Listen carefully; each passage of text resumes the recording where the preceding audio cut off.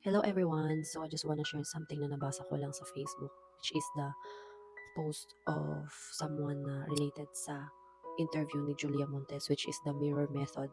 So mirror method means simple lang, parang what you give is what you get.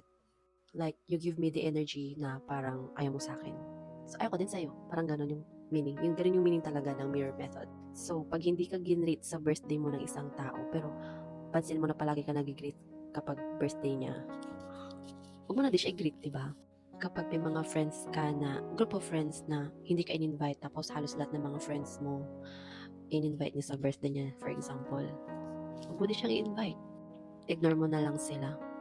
Act like nothing happens, like that. Kapag hindi ka nila chine-check, like kung okay ka lang ba, ganyan, na para bang hindi ka kasama sa life nila, huwag mo din silang i-check, di ba? Like, who the fuck are you? Yun lang yung mga simpleng bagay na kailangan mong matutunan sa life kasi ang mahal ng peace of mind. Tapos, nung ginagawa ko na, actually, hindi ko na-realize na nagagawa ko na sa life ko yung mirror method na yan. Kasi, for so many years, lagi ako yung nag-greet sa mga relatives and friends ko tuwing birthday nila or meron silang mga special occasions in life. And then, na-realize ko, pag ako yung meron, wala man lang nag-greet sa akin, like, what the fuck?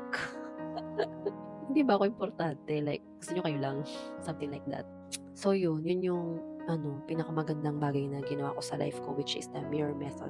Tapos maging ano ka lang, low-key in life, ganyan. Pero hindi ako low-key dito sa TikTok kasi talagang all out ako dito.